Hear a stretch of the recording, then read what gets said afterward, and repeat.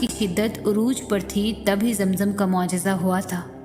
تکلیف کا بڑھنا اس بات کی دلیل ہے کہ آسانی اور سکون بہت قریب ہے۔ دعا نہ چھوڑو، یقین نہ چھوڑو، معجزے ہوتے ہیں، معجزے ہوں گے۔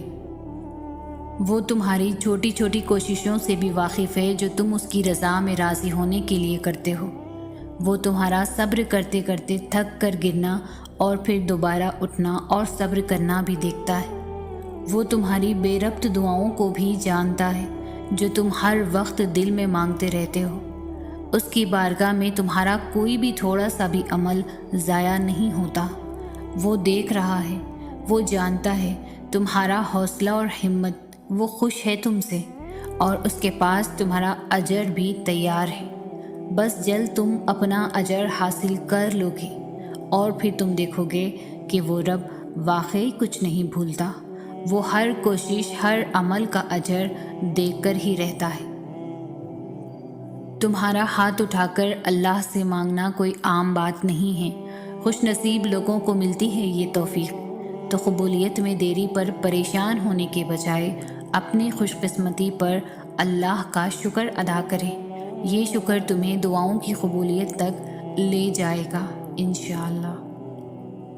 یوں مایوس بیٹھے رہنے سے کیا ہوگا؟ معجزہ تو اللہ کے روبرو کھڑے ہونے سے ہوگا۔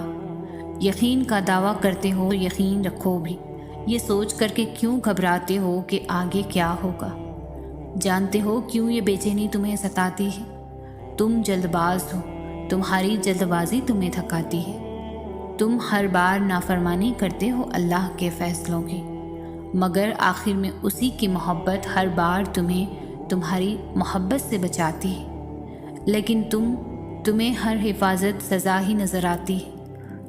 تم دیکھتے نہیں پر زندگی تمہیں ہر ایک کی حقیقت دکھاتی ہے۔ جس نے سنا ہے تمہیں ہر دفعہ، اس کی بس ایک دفعہ سن لینے سے کیا ہوگا؟ کافی کر کے دیکھو اللہ کو، پھر تمہیں کچھ بھی نہیں چاہیے ہوگا۔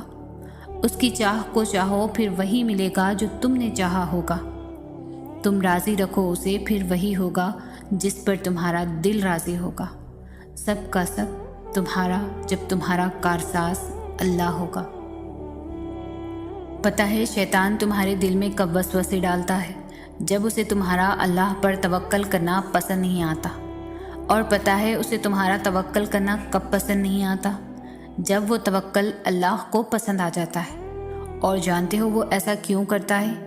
کیونکہ اس توکل کے بعد اللہ نے تمہارے لیے معجزے کرنے ہوتے ہیں، اور ان معجزوں نے تمہیں اللہ کے قریب تر کر دینا ہوتا ہے، اتنا قریب کہ شیطان تمہارا سوچ بھی نہ سکے۔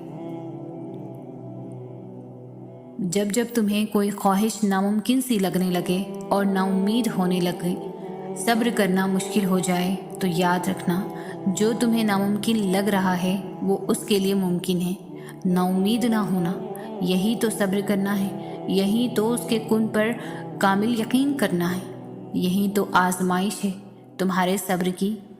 اگر اس نے یہ خواہش پوری نہ کرنی ہوتی تو وہ دل سے اس کا خیال بھی نکال دیتا، مگر اس خواہش کا بار بار یاد آنا اس لیے تو ہے کہ تم مانگتے رہو اس سے، اور وہ ایک روز اس ناممکن کو ممکن کر دے، تمہارا ادھورا خوف مکمل کر دے۔ ایک روز تمہاری آنکھیں دعاؤں کی قبولیت دیکھے گی، یقین رکھو اس پر۔ ایک بار اللہ کی رضا میں پوری طرح سے داخل ہو کر دیکھو، مکمل طور پر سر تسلیم خم کر دو، اور پھر وہ رب تمہارے لاڑ اٹھائے گا اور تمہیں تمہاری ہی منچاہی چیز نصیب کر دے گا۔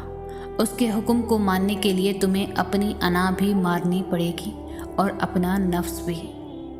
ہاں یہ آسان نہیں ہوگا، شیطان اور نفس بار بار وسوسے ڈالتے رہیں گے۔